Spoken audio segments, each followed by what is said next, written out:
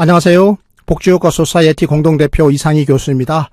이상희 TV 오늘 방송 시작하겠습니다. 오늘 방송 제목은 장애 등급제 폐지, 학계와 활동가들의 비판과 재언입니다. 제가 그동안에 장애 등급제 폐지 이슈를 한 두 차례에 걸쳐서 다뤘습니다. 이상희 TV 에피소드 동영상이 올라가 있습니다. 그런데 오늘은 기존에 다루었던 장애 등급제 폐지에 대한 설명의 차원을 좀 넘어서도록 하겠습니다. 그동안에 제가 장애 등급제 폐지를 설명했던 것은 정부의 정책 있죠. 정부가 발표한 공식적인 정책을 제가 해설하고 설명하고 또 요약해서 여러분들께 전달해드린 것 아니겠습니까? 근데 오늘은 비판과 재언을 다루겠습니다. 학계와 활동가들이 정부의 장애 등급제 폐지에 대해서 비판적 시각을 가지고 있고 또 정책적 재언을 하고 있기도 하거든요. 제가 오늘 그런 내용도 좀 소개해드리면 지난 방송과 오늘 방송을 종합해서 여러분들이 전반적인 상황을 비판적으로 인식할 수 있는 그런 계기가 되지 않겠나 이런 생각에서 오늘 이런 방송을 하게 됐다는 말씀을 먼저 드리겠습니다. 자, 첫 번째 다룰 내용은요. 김동기 모건대 사회복지학과 교수님의 칼럼입니다. 김동기 교수님이 쓰신 칼럼의 제목은요. 장애 등급제 폐지, 의미와 현실 이런 내용입니다. 자, 먼저 제가 이분의 내용을 좀 소개를 해드리겠습니다. 김동기 모건대 사회복지학과 교수님의 칼럼은 이렇게 시작합니다. 장애 등급 폐지의 의미가 무엇이냐? 이 의미를 새겨보자라고 하는 거죠. 이 장애 등급제 폐지라고 하는 것은 장애인 복지 정책에 있어서 근본적인 변화를 의미한다. 그러니까 장애 등급제 폐지는 장애인 복지 정책의 근본적인 변화를 뜻하는 것이다. 이렇게 보는 겁니다. 그러니까 단순하게 등급 그 자체를 없애거나 등급을 대체하는 어떤 대안적 성격의 새로운 기준을 제시하는 것, 이것은 그냥 지엽적인 변화 아니겠습니까? 이런 지엽적인 변화만을 의미해서는 안 된다라고 이야기를 하고 있습니다. 이런 측면에서 보면, 기존 정부에서 발표한 장애 등급제 폐지는 지엽적 변화 정도다. 또 이렇게 볼 수도 있겠죠. 이렇게 지금 비판적 시각을, 가지고 있다라고 하는 말씀을 제가 드립니다. 그러니까 장애 등급제 폐지라고 하는 것은 어떤 의미를 가져야 되느냐. 역사적으로 이것은 장애인 복지정책 전반에 걸쳐서 일어나는 본질적이면서도 혁신적인 변화를 의미해야 된다. 이렇게 보는 겁니다. 자, 구체적인 내용을 이제 한 세 가지 정도로 나눠서 살펴보겠습니다. 첫 번째, 장애 등급제를 폐지한다라고 하는 것은 장애인의 장애인의 인권을 적극적으로 인정하는 것이다. 장애 등급제 폐지는 장애인 인권의 적극적 옹호다. 바로 옹호하는 내용이라야 된다. 이런 말씀을 하고 계시는 겁니다. 그러니까 장애인 이전에 하나의 사람으로서 장애인인데 이 사람에게 등급을 매겨서 등급을 기준으로 등급에 따라서 서비스를 제공한다라고 하는 그 발상 자체가 그동안에 반인권적이었다. 이제 인권으로 가자 이런 이야기인 겁니다.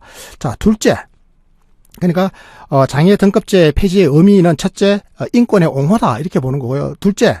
이 장애 등급제 폐지라고 하는 것은 이 장애 등급제 아래에서 작동했던 원칙이 무너지는 것을 의미합니다. 그 원칙을 폐기하는 거죠. 어떤 원칙이냐? 장애 등급제의 원칙은 이런 겁니다.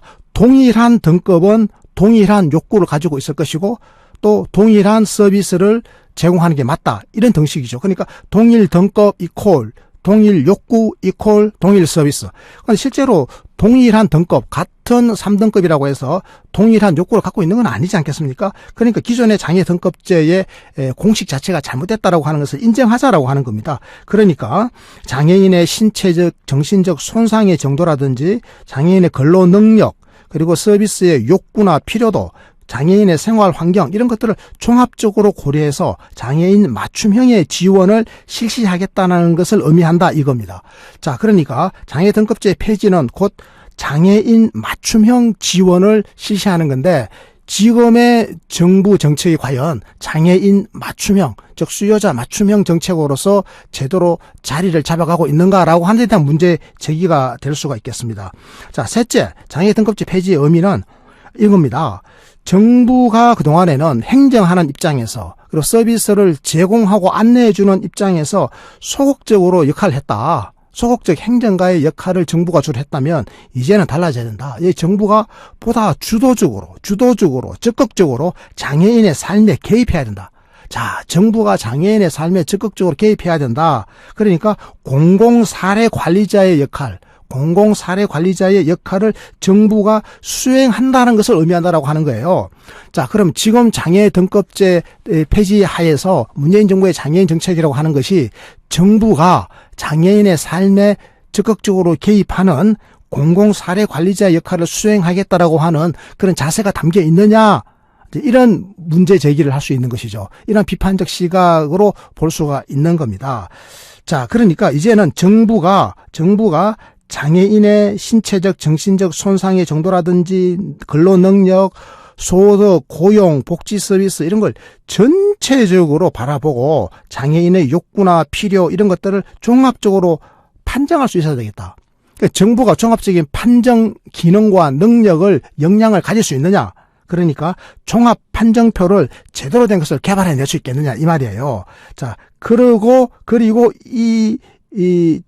종합 판정에 따른 서비스를 맞춤형으로 제대로 전달할 수 있겠는가, 또 전달 체계의 문제도 포함하는 거죠. 자, 이렇게 해서 장애인이 이제는 여러 기관을 전전하면서 이런 서비스 주세요, 저런 서비스 주세요 하고 공공과 민간의 여러 서비스 제공 기관을 찾아다니면서 서비스를 구하는 시대는 마감해야 된다 이겁니다. 이제는 정부에다가 장애인이 딱 저 서비스 필요합니다라고 이야기를 하면 그냥 종합적으로 필요도를 평가해가지고 그게 적합한 서비스를 원스톱으로 다 연계하고 해결해 주는 이제 그런 시대가 열려야 된다. 이게 진정한 의미의 장애 등급제 폐지다. 이제 이런 말씀으로 장애 등급제 폐지의 의미를 종합적으로 설명해 주셨습니다. 김동기 모건대 사회복지학과 교수님의 이제 의견이라고 하는 말씀을 제가 드립니다. 그러니까 정부가 이제는 다양한 공공과 민간 자원을 최대한 동원해서 연계하는 역할을 수행해 줘야 되겠다. 이런 거죠. 자, 그런데 현실적인 이제 문제점은 또 뭐냐? 현실의 문제점을 또 짚어보지 않을 수가 없습니다. 자, 여러분 어떻습니까?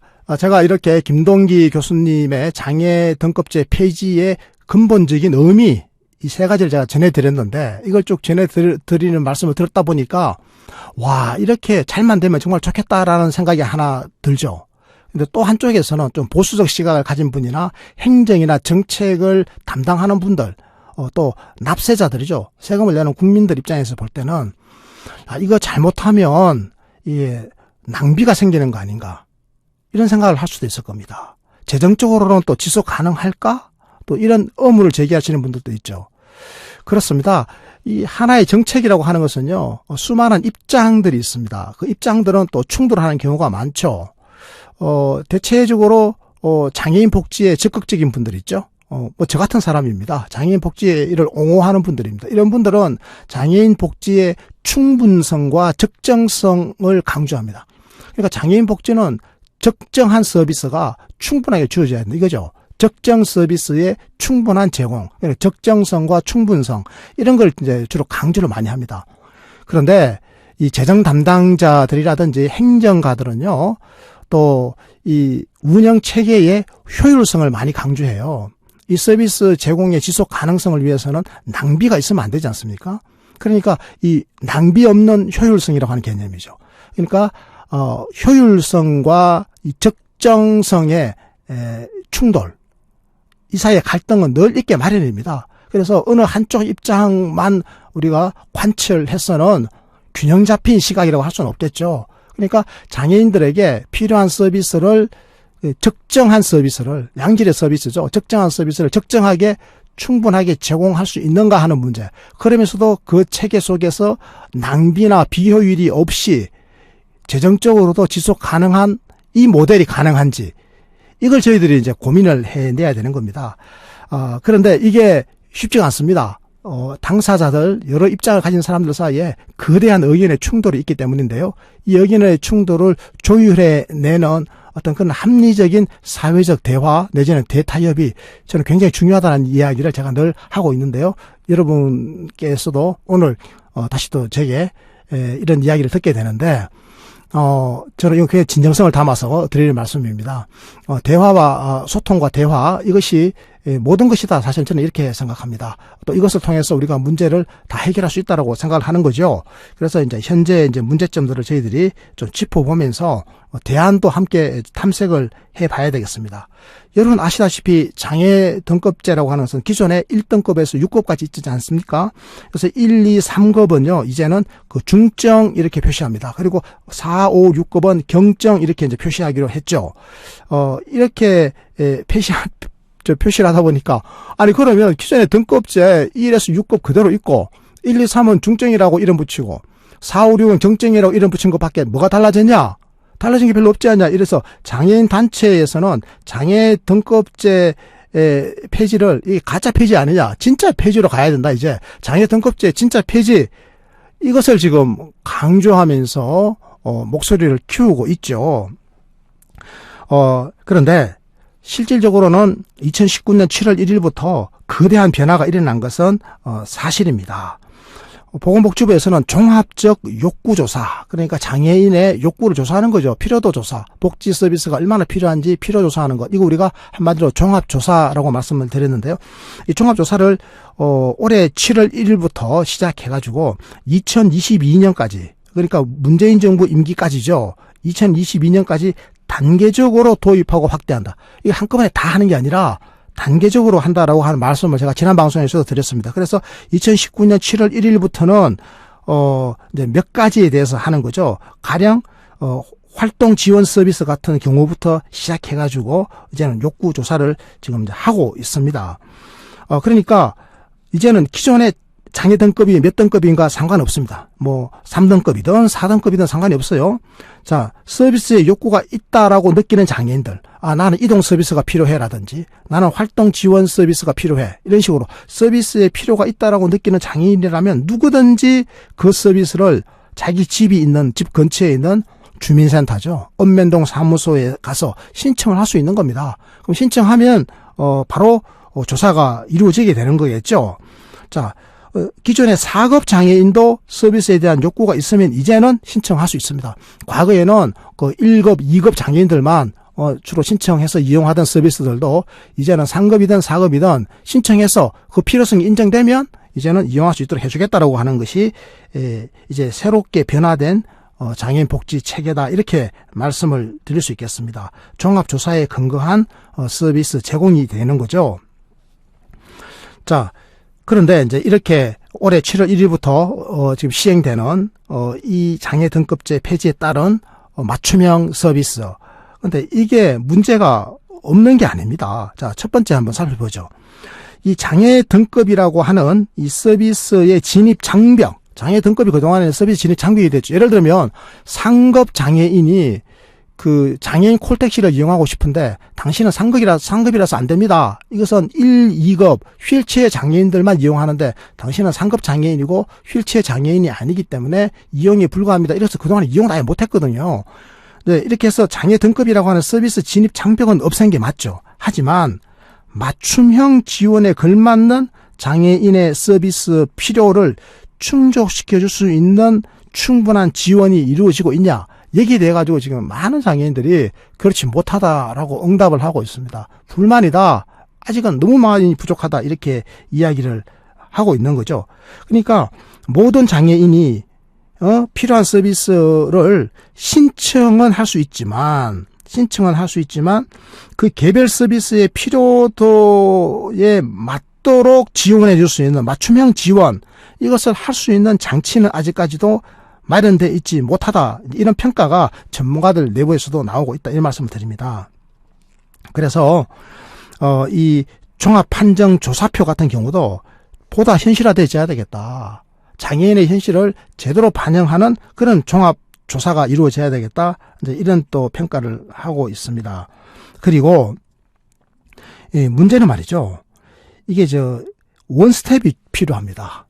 그러니까 원스텝이 아니고 원스톱이죠. 원스톱으로 모든 게 다 이루어져야 되는데 우리나라는 아직도 이런 게 부족하다, 이렇게 이야기를 합니다. 그러면서 김동기 교수께서는 그 프랑스 사례를 하나 예를 들고 계시는데요.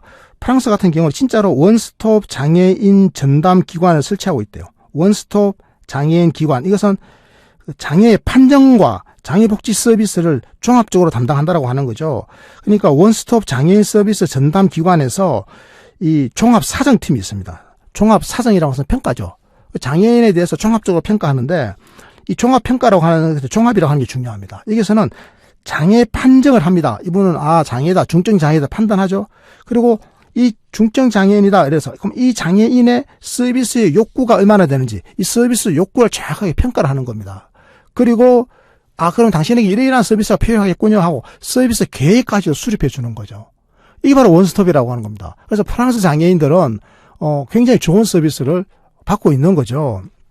그러니까 장애인들이 희망하는 서비스 목록이 있을 거 아니겠습니까? 여기에 근거해서 서비스 욕구를 정확하게 평가하고 서비스 제공 계획을 다 수립해 주는 거죠. 이 과정에는요, 우리나라처럼 무슨 행정 공무원이나 사회복지사 혼자서 하는 게 아니고 팀이 작동하라는 겁니다. 그 팀 이름이 뭐라고요? 바로 종합평가팀입니다. 종합사정팀이죠. 종합평가팀. 그러니까 여기에는 누가 포함되어 있겠습니까? 여러 전문가들이 포함되어 있습니다. 가령 사회복지사가 포함되어 있고요. 임상심리 전문가, 그리고 직업재활 전문가, 교육 전문가, 이런 여러 분들로 구성된 종합평가팀이 직접 장애인 가구를 방문을 해가지고 장애인하고 면담을 하고 또 이 장애인의 실질적인 생활 환경을 전반적으로 조사해가지고 서비스 수급 여부를 결정합니다. 어떤 서비스를 어떻게 얼마나 줄지를 계획을 딱 세워버리는 거죠.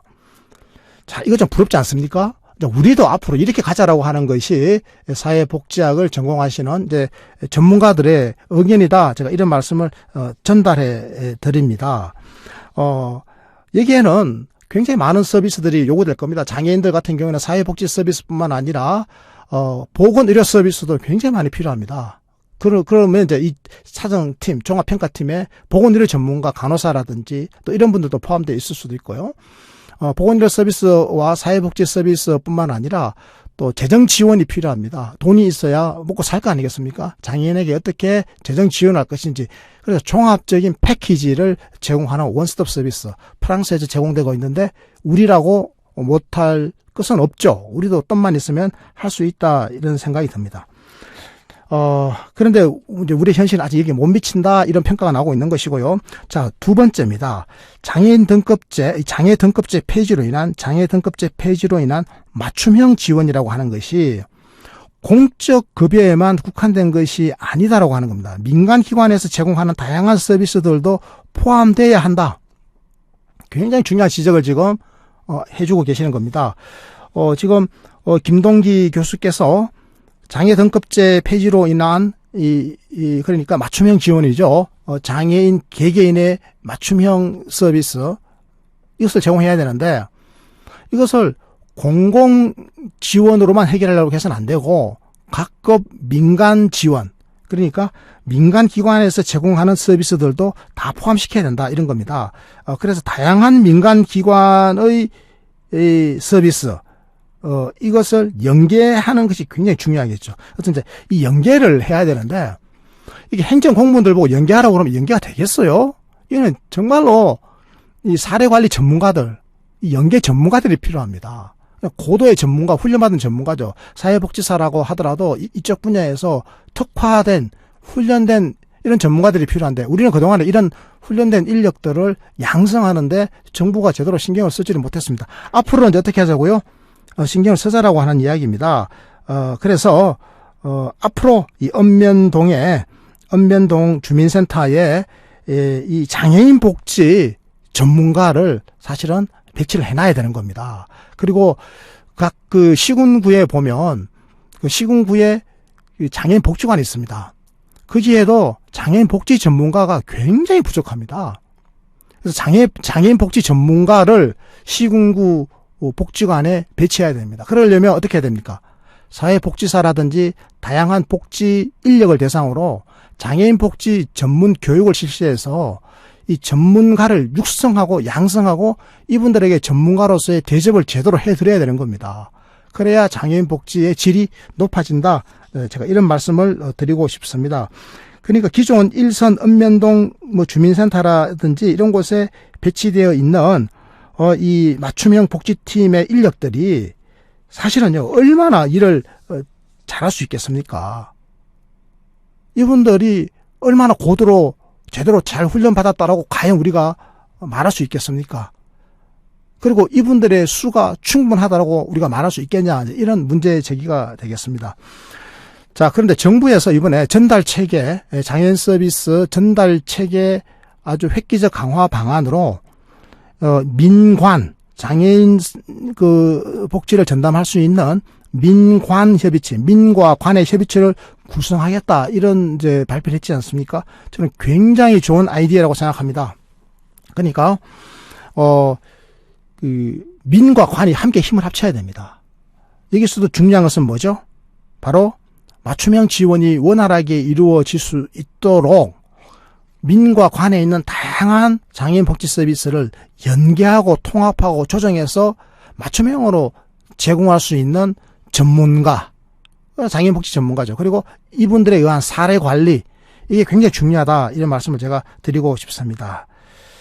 자, 그래서 이제는 그 장애인 개개인의 신체적, 정신적 손상이라든지 근로 능력이라든지 서비스의 욕구나 서비스 필요도, 생활 환경, 이런 것을 종합적으로 평가해서 서비스가 제대로 전달될 수 있도록 되었으면 좋겠다, 이런 기대를 제가 하게 됩니다. 자, 학계의 문제 제기와 정책 제안을 이제 저희들이 한번 들어봤고요. 이제 두 번째로 이번에 그 활동가 이야기를 한번 들어보죠. 네, 활동가인데요. 인권으로 읽는 세상, 장애 점수제, 장애 등급제 폐지가 아니다라고 하는 칼럼인데요.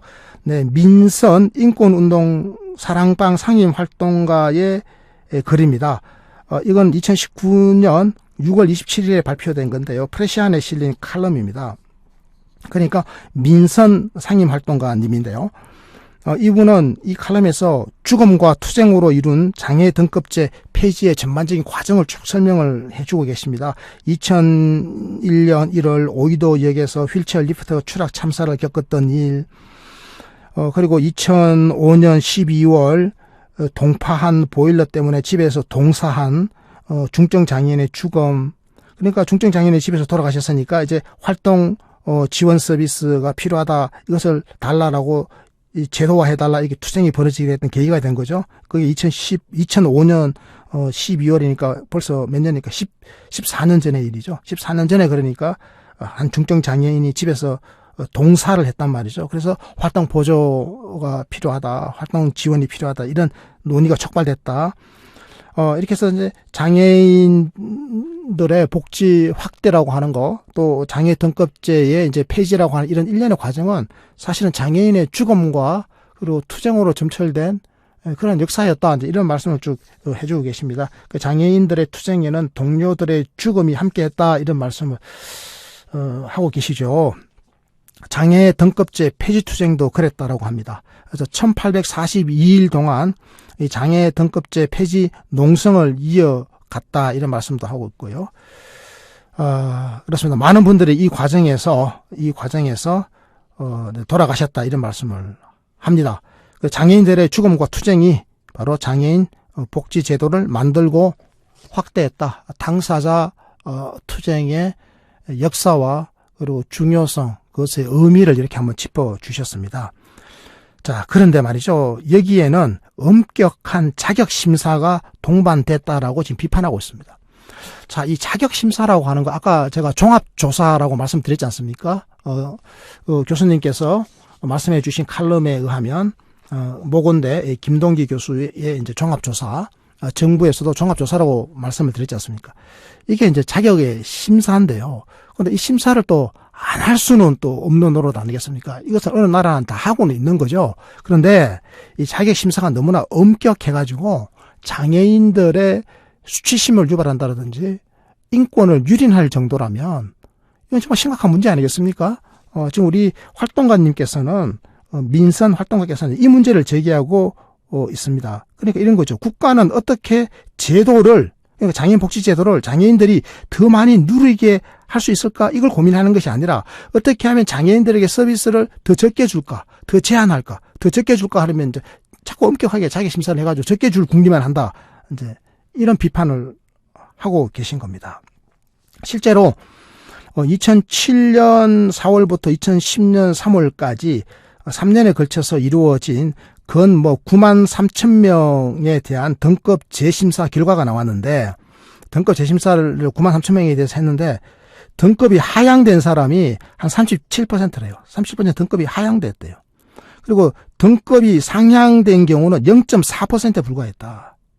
그러니까 대부분의 경우는 심사를 하기만 하면 등급을 깎아가지고 어떻게 하면 복지를 적게 줄까 이 고민만 하더라. 이게 지금 활동가들의 또 시각입니다. 물론 이게 행정가나 또 전문가들의 시각과는 좀 다를 수가 있습니다. 활동가들의 시각은 이렇습니다. 왜냐하면 장애인 당사자들의 입장에서 바라보는 경우가 많기 때문에 그렇죠. 자, 그래서 실제로 또 보건복지부 입장에서는 허위 부정수급이라고 하는 것을 적발해내야 되기 때문에 복지부 입장도 있다라고 하는 말씀도 제가 또 드립니다. 그건 행정가 입장이죠. 활동가 입장이 다르다. 자, 그러니까 이 등급의 하향 조정이라고 하는 것이 장애인 당사자들에게 어떤 영향을 미칠지 이것은 국가의 고려 대상이 아니었다 이렇게 비판하고 있습니다. 국가가 왜 장애인들의 인권이라고 하는 측면을 제대로 고려하지 않는가 이런 문제 제기를 하고 있는 거죠. 자, 그래서 많은 장애인들이 위태로워진 삶을 비관해서 자살했습니다. 그 이후에도 안타까운 일입니다. 이런 거죠. 자, 그래서 장애인들이 이제 투쟁에 나선 거죠. 자, 이겁니다. 등급 하향 반대가 아니라 장애 등급 심사를 중단하고 장애 등급제를 폐지하라 이렇게 요구했던 겁니다. 그래서 투쟁의 성과를 이제 얻어낸 거죠. 자, 막상 얻어내고 보니까 이게 장애 등급 1급에서 6급까지 등급이 점수로 바뀌어 있을 뿐이다. 몇 점 이상이면 중증이고 몇 점 이상이면 경증이고 몇 점 이상이면 어떤 서비스가 몇 시간 주어지고 이렇게 등급제가 점수제로 바뀌었을 뿐이다라고 하는 또 비판을 제기하고 있습니다.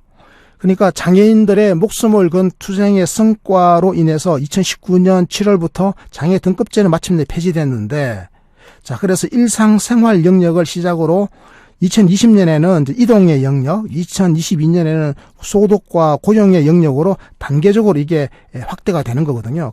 장애 등급제 폐지가 이렇게 단계적으로 확대가 되면서 폐지가 되는데, 장애 등급제 폐지가 단계적으로 이렇게 이루어지는 거죠.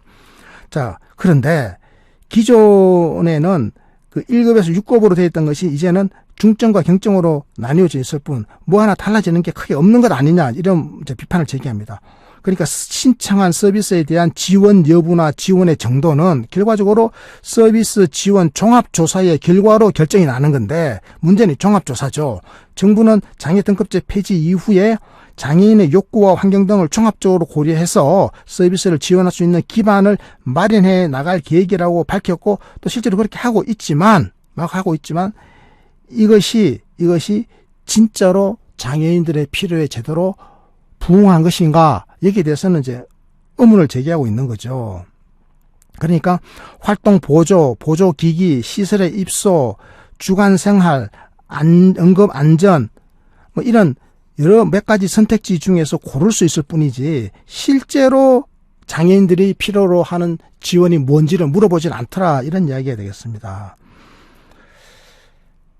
그러니까요, 이 정부의 종합조사표 이걸 들여다봤더니 기존의 등급제에서 나타났던 그 문제, 엄격한 심사의 문제, 이 문제들이 고스란히 다 담겨 있더라 이런 또 비판을 하고 있습니다. 그래서 이제는 좀 달라졌으면 좋겠다 이런 거죠. 그러니까 이런 욕구조사, 이런 조사 항목들 이것이 그 생존과 생활에 필요한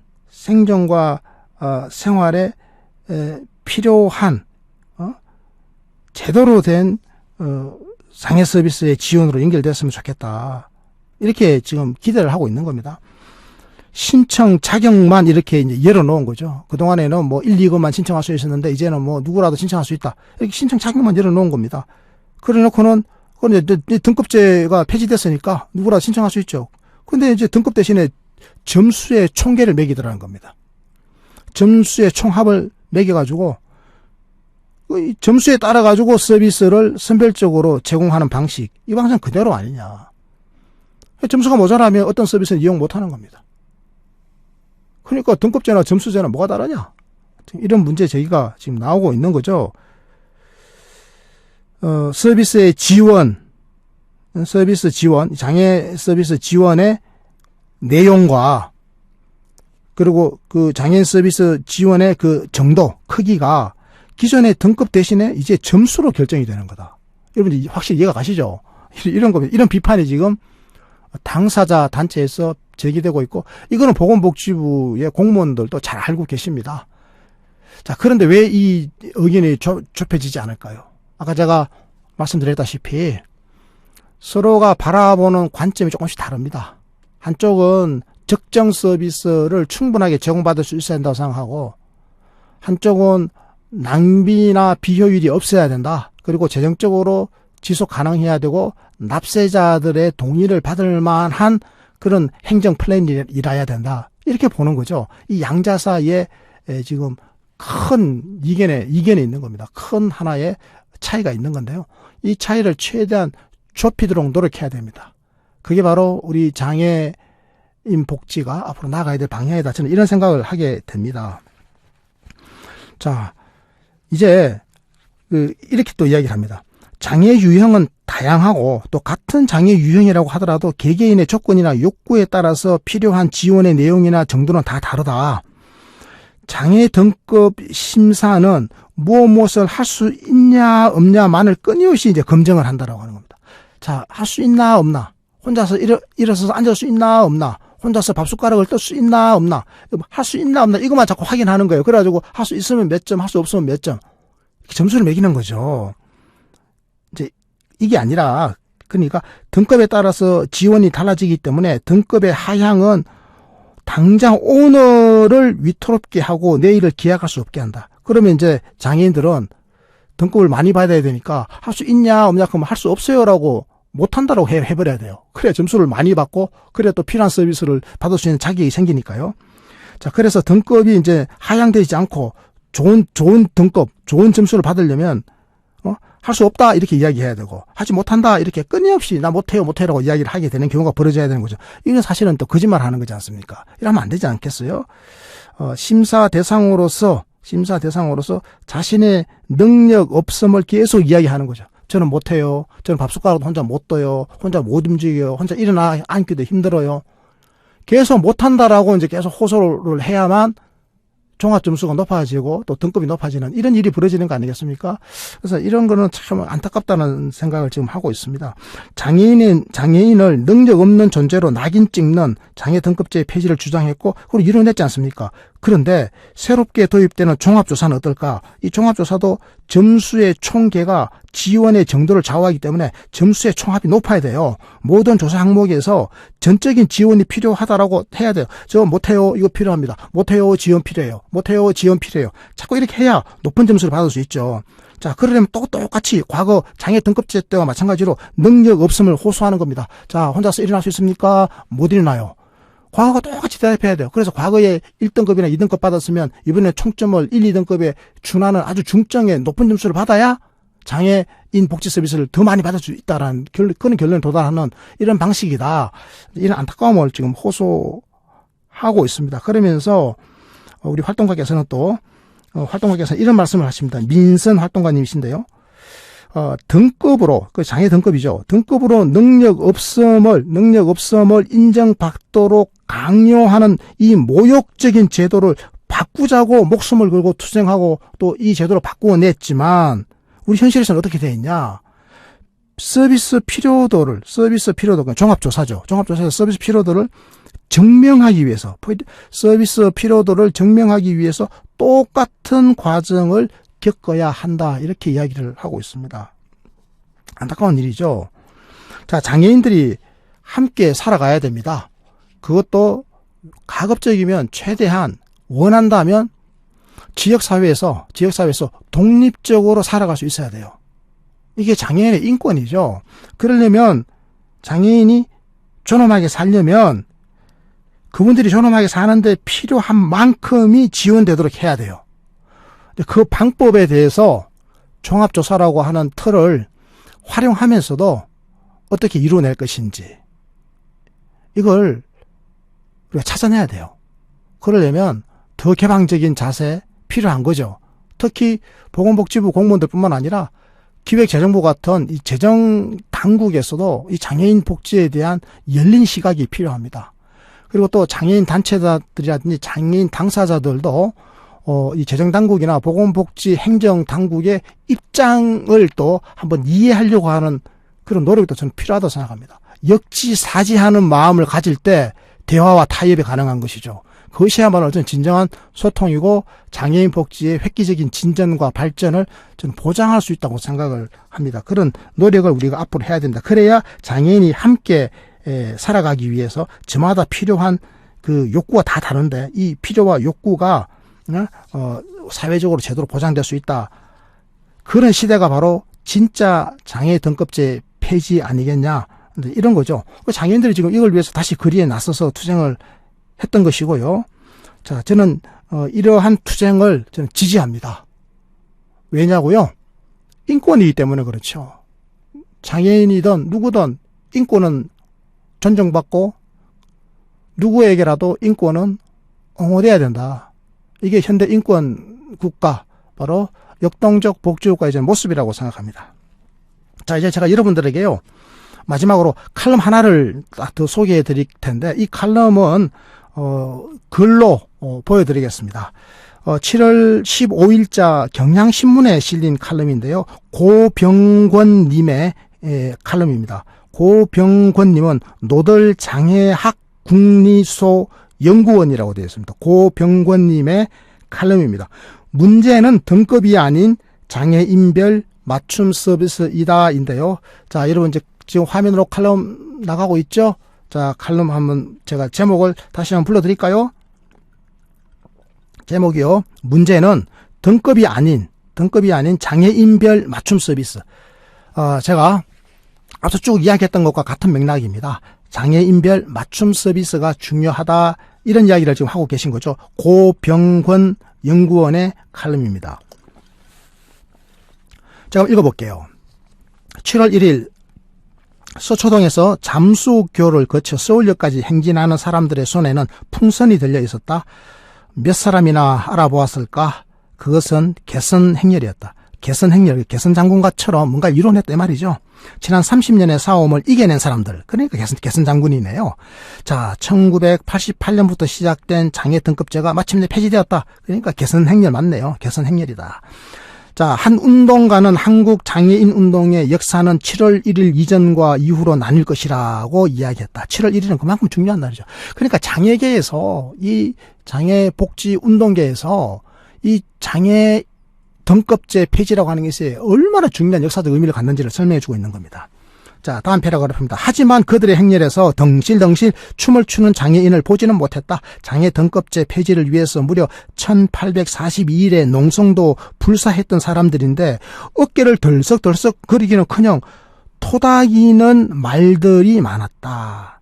그러니까 춤을 춰야 될 것 같은데 춤추는 사람은 별로 없고 덩실덩실 춤추는 사람이 별로 없는 거예요. 그냥 서로 격려하고 어깨를 그냥 토닥토닥하는 정도였다 이 말이죠. 이 개선 장군들의 개선 행렬 치고는 굉장히 좀 뭔가 어색해 보이죠. 자, 그렇습니다. 그래도 우리가 조금은 해낸 거야. 행진은 저녁 무렵에 끝났고요.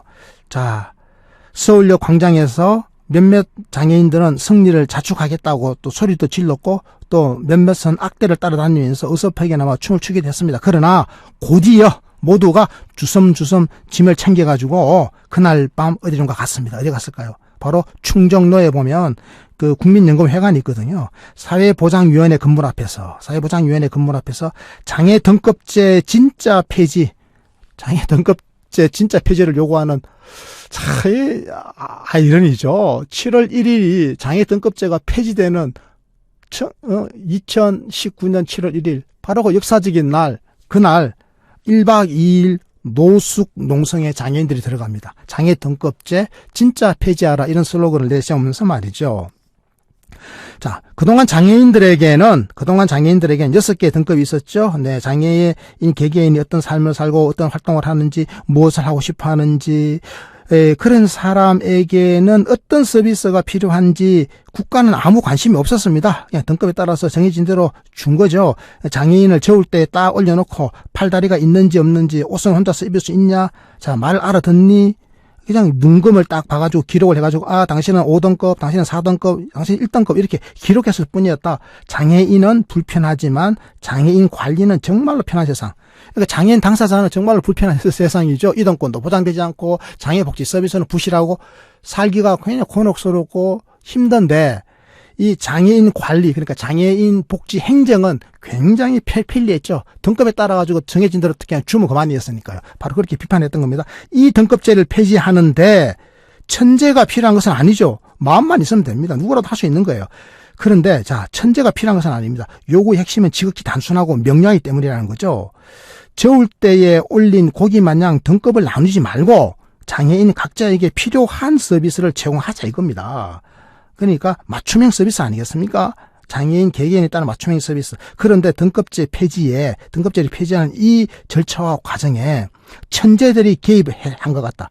천재들이 등급제 폐지 과정에 개입을 해가지고 이상한 종합조사를 하고 있다. 지금 이런 비판하려고 하는 겁니다. 그러니까 등급 분류는 중점과 경점으로 단순화되었는데 종합조사표라고 하는 복잡한 점수표가 생겨났다. 지금 종합조사를 비판하고 있는 겁니다. 사실 지금 장애인들이 이 종합조사에 대해서 불만이 많죠. 종합조사표에 따라서 장애인들은 저마다 수능 점수 같은 점수를 받습니다. 그렇죠. 종합조사표에 따라가지고 장애인들은 저마다 수능 시험에서 우리가 수능 점수표 받듯이 점수를 받습니다. 여기 보면 이제 사회 활동이 가능하냐, 가구 환경은 어떠냐 이런 것도 고려하고 또 각각 장애에서 파생한 기능 제한이 절대적으로 중요합니다. 그래서 596점 만점에 532점이 바로 이 장애인의 그 장애에서 파생한 기능의 제한. 그러니까 몸이 얼마나 많이 불편하냐, 주로 이런 걸 보는 거죠. 그러니까 596에 532점의 거의 대부분이 바로 이 의학적 기준에 대한 판단 아닙니까? 그러면 이게 의학적 기준에 따라서 판단을 했던 기존의 1에서 6등급의 장애 등급제하고 뭐가 다르냐? 의학적으로 신체 정신적 능력을 평가해가지고 이렇게 등급 매기는 걸 점수로 매기는 것 뿐이지 않냐? 지금 이런 문제를 제기하고 있는 겁니다. 예를 들어서 혼자서 옷 갈아입을 수 없다. 혼자서 옷을 못 갈아입는다. 그럼 24점을 받고. 자, 그런데 보고 듣는 데는 아무 문제가 없다. 자, 보여요? 들려요? 그럼 총점에서 또 36점에 깎인대요. 공격 행동을 보이지 않으면 또 8점에 깎이고요. 약간이라도 주의력을 갖추었으면 또 20점 중에서 10점 정도가 또 깎인대요. 이런 식으로 해가지고 좌우지간 점수를 매기니 이게 기존에 총 점수제가 등급제가 뭐가 다르냐 이런 비판이 지금 여기에서 나오고 있고 이번에 고병권 연구원도 바로 이런 내용을 이야기하고 있는 겁니다. 자, 다음 이제 패러그래프로 한번 넘어가 볼게요. 자, 그런데 종일 누워 지내야 하는 최중증 지체 장애인이라고 해도 현재의 서비스 등급을 유지하기가 쉽지가 않대요. 이런 경우도 생깁니다. 인지행동에 문제가 없죠. 인지행동에 문제가 없으면 특정 과목을 응시하지 않는 학생처럼 8개 항목 94점이 날아가 버린대요. 인지행동에 문제가 없으면 94점이 다 날아가 버린대요. 거기에 보고 듣기까지 가능하다? 그럼 또 36점이 또 추가로 또 날아가 버려요. 이렇게 이런 130점은 한 달 최대로 받을 수 있는 활동 지원 서비스 시간에서 120시간을 잃어버린다는 것을 의미한대요. 그러니까 120시간의 활동 지원 시간이 사라져버리는 거죠. 이렇게 지금 비판을 하고 있습니다. 그러니까 종합조사표를 만든 이 천재들은 6등급의 흉측한 막대 그래프를 없앤 대신에 개인별 점수를 이용해가지고 아름다운 정규 분포 곡선을 얻어냈다. 아주 표현이 아주 예술적이죠. 장애 등급이 그동안은 1에서 6등급이니까 막대 1, 2, 3, 4, 5, 6 막대 6개를 세워놨잖아요. 이제 막대 그래프 대신에 정규 분포로 그리는 겁니다. 그러니까 가장 그 점수가 높은 고득점을 하는 부분은 적고 저쪽 한 4등급, 5등급 과수력이 좀 많아지고 이렇게 정규 분포로 얻어냈다 이 말이겠죠. 자, 서비스 총량은 늘어나지 않으면서 왼쪽 지체 장애인에게서 빼낸 시간을 오른쪽 발달 장애인에게서 채워 넣으니 이게 말이 되냐 이겁니다.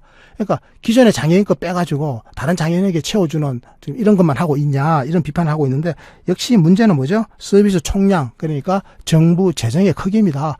역시 재정이 문제인 거죠. 자, 그런데 이제 다음 패러그래프 한번 넘어가겠습니다. 그런데 장애 등급제를 폐지하고 개인별 맞춤형 서비스를 실시하라는 이 단순한 요구에 왜 이렇게 천재적인 반응들을 보이는지 모르겠다. 당신에게 무슨 서비스가 얼마나 필요합니까? 이런 물음 하나 던지는 게 그렇게 어려우냐? 무슨 서비스가 얼마나 필요합니까? 이거 물어보는 거죠. 그러니까 장애인의 손상을 등급으로 평가하는 것 대신에 장애인의 손상을 신체적 손상을 등급으로 평가하는 것 대신에 장애인에게 어떤 서비스가 필요한지, 필요한 서비스가 뭔지를 묻고 조사하고 그 서비스를 개발하는 게 그렇게 이상하냐. 예산 문제로 당장 이게 어렵다면 일단 조사라도 한번 제대로 해보고 목표라도 세워보자. 이런 이야기를 하고 있습니다. 이 말은 타당하죠. 아까 제가 그 프랑스 이야기를 말씀드렸지 않습니까? 여러분 프랑스 이야기 아까 제가 잠시 말씀드렸죠. 그러니까 김동기 모건대 사회복지학과 교수의 칼럼에서 제가 프랑스 같은 경우에는 이렇게 실제로 하고 있다고 말씀을 드렸는데 지금 고병권 연구원도 이런 이야기를 하고 있는 겁니다. 자, 고병권 연구원은 스웨덴 사례를 예를 드는데요. 스웨덴 사례 한번 보죠. 자, 이런 나라가 있습니다. 스웨덴에서는 활동 서비스 지원을 딱 신청하죠. 장애인들이 신청하면 공무원들이요. 당사자를 찾아와서 만나요. 그리고 상황을 쭉 확인해요. 그리고 서비스 제공량을 딱 확정을 해줍니다. 자, 발달 장애인처럼 특별한 손상을 가진 시민에게는 의사결정, 조언, 야외활동, 동행, 친구 서비스, 함께 머물러 주기 등등 10가지 서비스가 제공된대요. 발달 장애인에게는 10가지 서비스가 딱 제공되고. 그런데 여기서 인상적인 건, 아주 중요한 건 뭐죠?